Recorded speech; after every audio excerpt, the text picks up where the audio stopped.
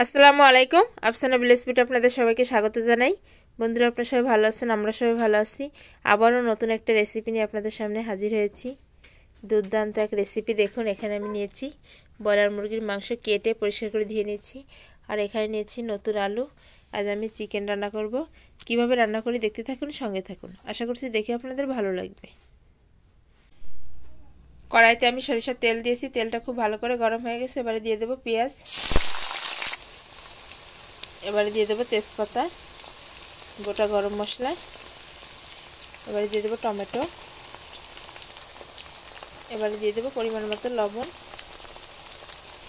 এবারে দিয়ে দেবো পরিমাণ মতো হলুদ গুঁড়া, শুকনো মরিচের গুঁড়ি, আলু দিয়ে দেবো,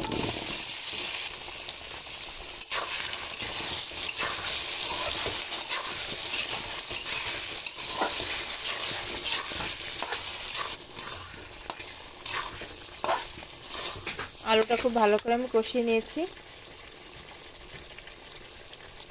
এবারে দিয়ে দেবো আদা বাটা, রসুন বাটা, জিরা বাটা,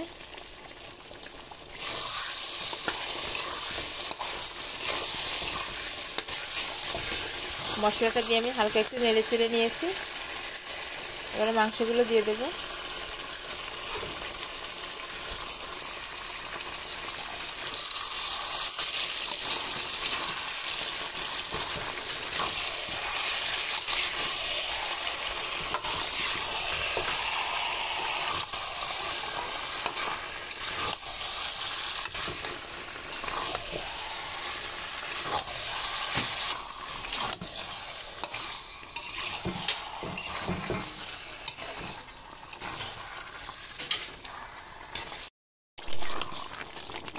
চিকেনটা আমি খুব ভালো করে কষিয়ে নিয়েছি। এবারে পরিমাণ মতো পানি দেব।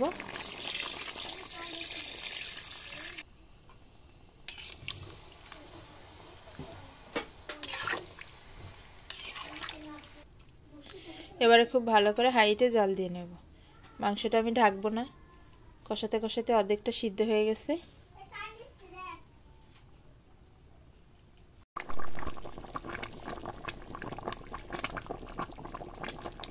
দশ থেকে 12 মিনিটের মতো হয়ে গেছে। দেখুন,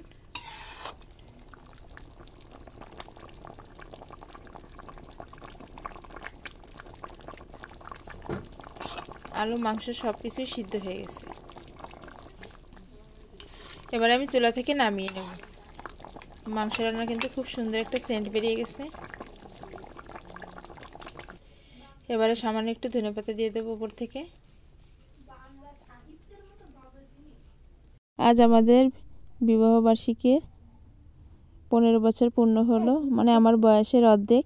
সেই উপলক্ষে জমজমাট খাওয়া দাওয়ার পর্ব চলছে। দেখুন বন্ধুরা, চিকেনের কালারটা দেখুন, শুধু কতটা লোভনীয় হচ্ছে, দেখলেই খেতে মন চাইছে। গরম গরম ভাত আর সঙ্গে যদি এরকম থাকে চিকেন, খুব ভালোই লাগবে খেতে। ছেলে মেয়ে দুজনেই খেতে বসে গেছে। আমার আঁকতে আসে, আমাকে এক পিস গোশ দাও, 2টা আলু দাও, এইটা না ওই যে ওটা, এইটা ওটা কেমন? এটা কি বললে একটা? হ্যাঁ,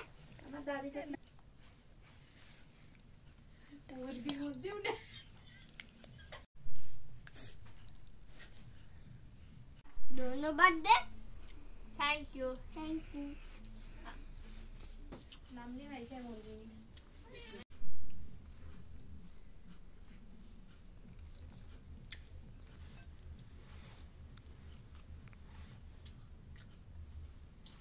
আরে লোভী হয়েছে।